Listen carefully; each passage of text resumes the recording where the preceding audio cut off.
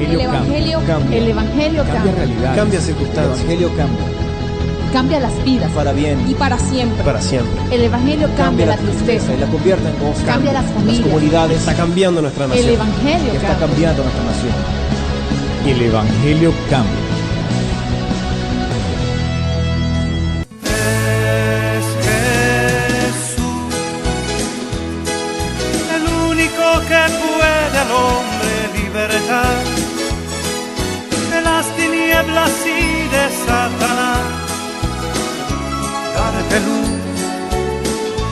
Es Jesús, es Jesús, el único camino a la eternidad, el fiel amigo que nunca te dejará. No hay otro, no es Jesús.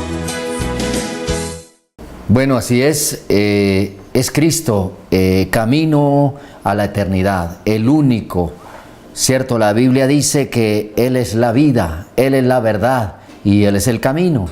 Nadie viene al Padre si no es por Jesucristo. Bueno, querido televidente, vayamos entrando en tema. Hoy le tengo palabra de Dios para el alimento espiritual de usted y de yo. Bueno, aquí en el Evangelio San Marcos, el capítulo 5, el verso 34. Como siempre, invito al Espíritu Santo a que sea el oyente silencioso en esta emisión, sea el invitado especial. Es el Santo Espíritu de Dios.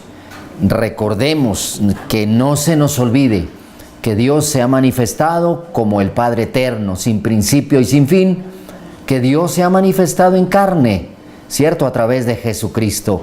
Se fue en gloria nuestro Señor Jesucristo, pero vino y envió a su Espíritu Santo para que nos dé dirección, para que nos conduzca a toda verdad. Bueno, Padre eterno, Señor, te damos gloria y grandeza en esta hora. Señor, que en este momento sintamos tu presencia y que allí también donde nos ven a través de este canal, las personas se alimenten espiritualmente, entren en ese regocijo, en esa reflexión profunda, Señor Dios, y nuestro ser, espíritu, alma y cuerpo, reciba de ti, Señor, el alimento espiritual. Señor, quita de nuestros labios, Señor, palabras ociosas, ofensivas, y coloca palabras agradables y de cordura. Señor Espíritu Santo, dirige a toda verdad, Señor, y que los televidentes aprendan algo nuevo, ilustrándose a través de la palabra tuya. Señor, derribamos todo lo que se oponga al mensaje de salvación, la incredulidad, Señor, la duda, la burla, Señor, son derribados. Estos actos demoníacos en Cristo Jesús se quedan sin poder y sin autoridad en las profundidades del abismo. En Cristo nuestro Señor oramos, amén. Recuerde que esto es un programa doctrinal para aprender la palabra de Dios, para aprender el mensaje de salvación. Lo tiene la Escritura, ¿cierto? El gran Mesías Salvador tiene la respuesta, tiene la justificación de todo acto malo del hombre delante de Dios. O sea, Dios ya envió la fórmula para esta situación.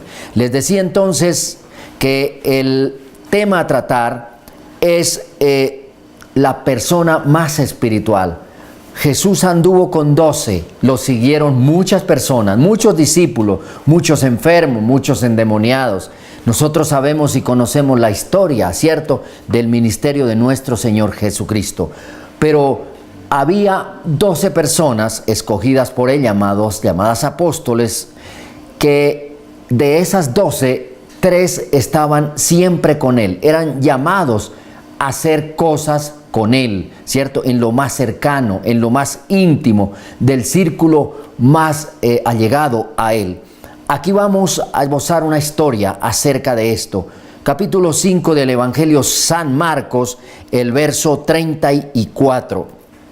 Dice, y él dijo, hija, tu fe te ha hecho salva, ve en paz y queda sana de tu azote. Venía de hacer un milagro ahí, está como en la conclusión de un milagro de una persona que tenía un flujo de sangre durante muchos años. Vino y tocó el manto del Señor y quedó sana por el poder de lo sobrenatural, el poder del Señor Jesucristo. Verso 35, mientras él aún hablaba, habla de Cristo, vinieron de casa del principal de la sinagoga, cuidado ahí, diciendo, tu hija ha muerto, ¿para qué molestas más al maestro? Un principal aplicado a hoy es como un pastor, la hija de un pastor había muerto. Pero Jesús, siguiente versículo, luego que oyó lo que se decía, dijo al principal de la sinagoga. Sinagoga era el lugar de reunión de los judíos el día sábado. No temas, cree solamente, le dice. Y no permitió que le siguiese nadie, sino Pedro, Jacobo y Juan. Ahí es el tema. El tema es los más espirituales. Siempre estaban en ese círculo cercano al Señor, el apóstol Pedro, el apóstol Jacobo y el apóstol Juan, el más joven llamado, hermano de Jacobo, hijos de Zebedeo. Y vino a casa del principal de la sinagoga y vio el alboroto y a los que lloraban y lamentaban mucho. Bueno, la palabra de Dios que llegue a sus oídos, que Dios le lleve a través de su Espíritu Santo, querido televidente, al corazón para comprenderla. Los más espirituales. A ver, como que yo escenifico el asunto aquí de lo que dice el texto sagrado. Viene él de hacer un milagro a una mujer con un azote desde varios años. Va allí a una sinagoga y el principal de la sinagoga, o sea, el sacerdote judío de la época, se le había muerto una hija. Estaban en el lamento, estaban en el alboroto, ¿cierto? Y entonces el Señor dice, bueno, venga usted, Pedro, Juan y Jacobo, vengan conmigo, ¿cierto? Más adelante, en el siguiente verso, dice, y se burlaban de él. ¿De quién? De Jesús. Mas él, echando fuera a todos, tomó al padre y a la madre de la niña y a los que estaban con él, o sea, a los 3 que mandó llamar de los 12, y entró donde estaba la niña. Bueno, ahí ya se unen 5 personas. El papá de la niña muerta, que era el principal de la sinagoga, ¿cierto? Los judíos se reunían en este lugar, el sacerdote judío y la esposa, más la muerta, y entra el Señor. La inquietud que yo pongo en esta hora es ¿por qué no permitió que todos entrasen? Si la sinagoga a lo mejor estaba llena, ¿cierto? Cuando se muere una persona que fenece, la gente se reúne alrededor de la casa, alrededor del salón donde quedó muerta, o de la alcoba donde queda muerta, o aún de la sala de hospital donde queda la persona, se le va la vida, ¿cierto? ¿Por qué no estaban todos? Porque el mismo Señor ahí en el verso 40 dice que los echó fuera a todos. Ellos se burlaban. ¿Por qué se burlaban? Porque el Señor dijo, mira, espere un momentico, la niña no está muerta sino que duerme. Pues parecía algo como intolerante, ¿cierto? Algo carente de veracidad. Que alguien diga, lo he presenciado tal vez en videos, los pastores orando por una persona que muere, lo he visto en un par de veces, por niños que ya se les va la vida, llegan a orar, claman a Dios y Él les devuelve la vida. La gente no cree en el poder sobrenatural de Dios. La gente cree en doctrinas y muchas de las veces, la mayoría de veces, son doctrinas equivocadas. La gente cree en sectas, la gente cree en religiones, pero no cree en el poder de Dios. A mí me da a entender que las personas que estaban ahí eran judías, claro. Estaban con el sacerdote que les ministraba, que cada 8 días les leía la palabra, los hacía orar, los hacía alabar y cantar, ¿cierto? Pero como que hay un grupo que realmente tiene la fe suficiente, ¿cierto?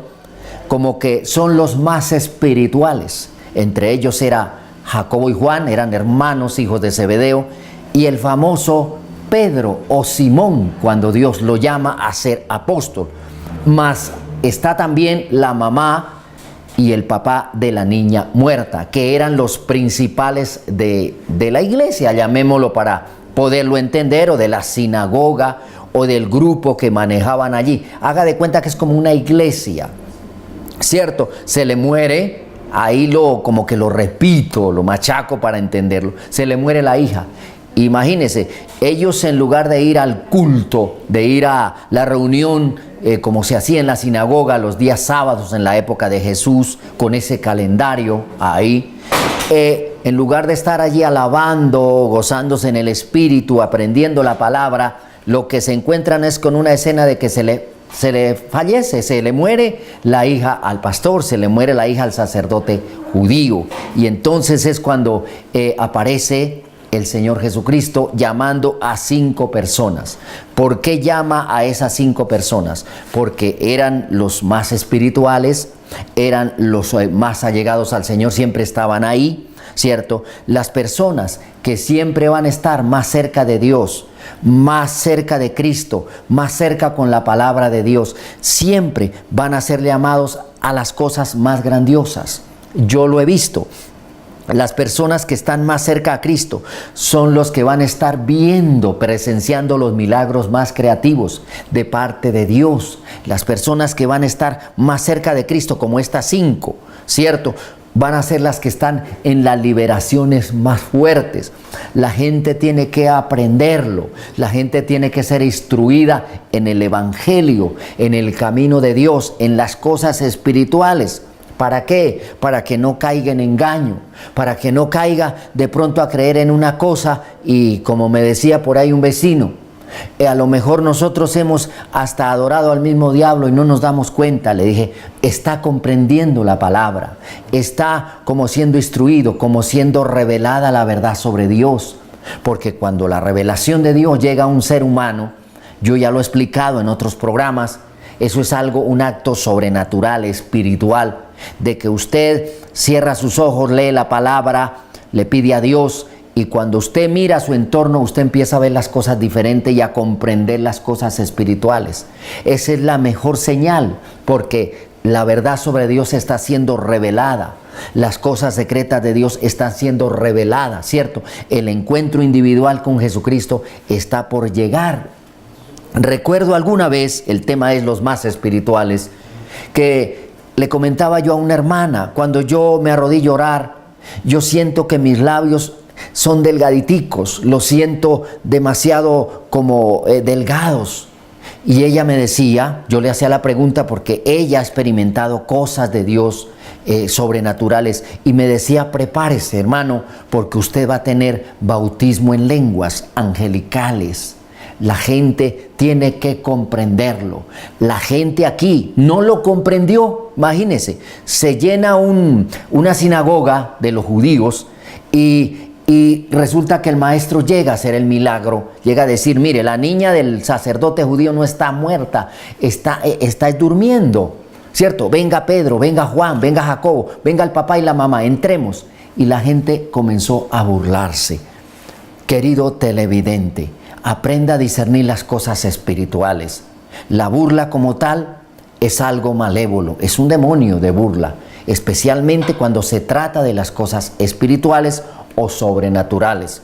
Yo puedo decir en mi fe, venga, yo oro por esa persona y Dios la va a sanar. De pronto sueltan la risa. Ahí se manifiesta un espíritu de burla. He ido a predicar y uno está predicando, la gente nueva que no comprende las cosas espirituales, las cosas de Dios, las cosas de la palabra. Uno dice un término bíblico y la gente empieza a reír. De una se suelta, se manifiesta lo que hay en ellos.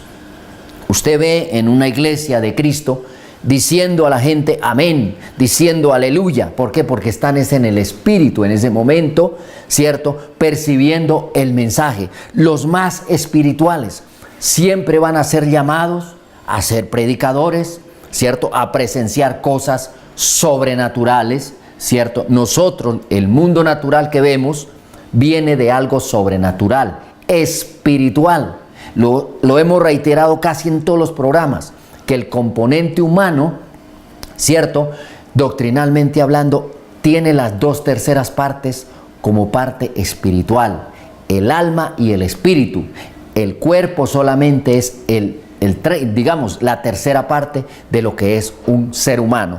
Los más espirituales, ese sería el tema aplicado aquí a Marcos 5, 34 al 42. Ese es el texto para esta hora, querido televidente, para que sigamos aprendiendo. Yo no puedo predicar algo que Dios no me enfatice, como que me profundice, hablarlo. porque entonces sería venir aquí a leer y saldría como, no sé, una explicación ahí secular que no profundiza. Los más espirituales de los 12 eran 3. Recuerdo cuando se va Jesús a la famosa aprehensión por parte de los soldados romanos allí en el huerto de los olivos, cuando Iscariote los entrega o lo entrega a él, ¿cierto? Él dice: velen y oren para que no entren en tentación. El espíritu a la verdad está dispuesto, pero la carne es débil. Casi que es la misma escena aquí que hace en la casa de Jairo, el principal, el tema que yo estoy explicando. Se llevó a Pedro, se llevó a Jacobo, se llevó a Juan y luego más adelante se quedó solo puesto de rodillas orando. Los más espirituales siempre estamos cerca de Jesús. Bueno, voy a cerrar diciéndoles que la palabra llegue a su corazón, que Cristo está por venir. Recuerde, las cosas se están cumpliendo, la palabra de Dios, las señales aquí en la tierra, los prodigios en el cielo. Nos vemos en una próxima oportunidad. El Evangelio cambia. El Evangelio Cambia realidades. Cambia circunstancias. El Evangelio cambia. Cambia las vidas. Para bien. Y para siempre. Para siempre. El Evangelio cambia la tristeza. Y la convierte en gozo. Cambia las familias. Las comunidades. Está cambiando nuestra nación. El Evangelio Está cambia. cambiando nuestra nación. El Evangelio cambia.